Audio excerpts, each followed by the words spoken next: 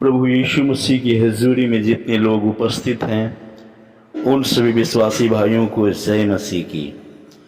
उसका प्रेम महान है।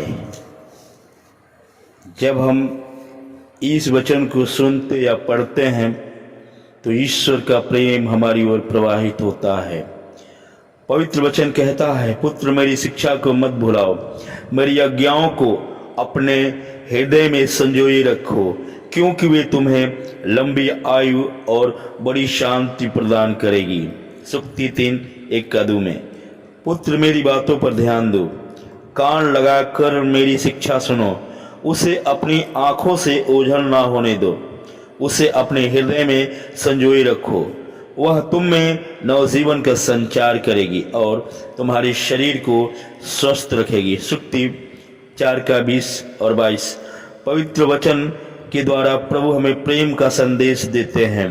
नबी ईसायाह के ग्रंथ में वह कहते हैं, चाहे पहाड़ टल जाए और पहाड़ियाँ डावाडोल हो जाए, किंतु तेरे प्रति प्रेम नहीं टलेगा और तेरे लिए मेरा शांति विधान नहीं डावाडोल होगा। ईसायाह 54:10 में। जब आप इस वचन को पढ़ते हैं तो आपको यह नहीं भूलना चाहिए कि प्रभु स्वयं उस वचन द्वारा आपको संबोधित कर रहे हैं।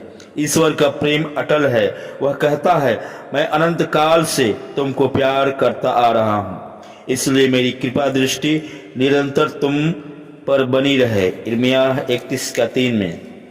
प्रभु का प्रेम अनादि अनंत है।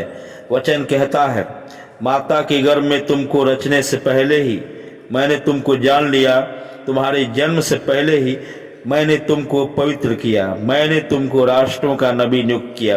यिर्मयाह 1:5। प्रभु का प्रेम पवित्र है। क्या स्त्री अपना दुधमुहा बच्चा भुला सकती है? क्या वह अपनी गोद से पुत्र पर तरस नहीं खाएगी? यदि वह भुला भी दे तो भी मैं तुम्हें नहीं भुलाऊंगा। ईसायाह 49:15 में। ईश्वर का प्रेम कभी न बदलने वाला प्रेम है।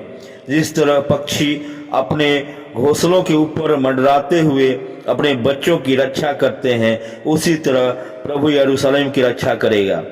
वह उसकी रक्षा कर उसका उद्धार करेगा, वह उसे बचाकर उसे मुक्त करेगा।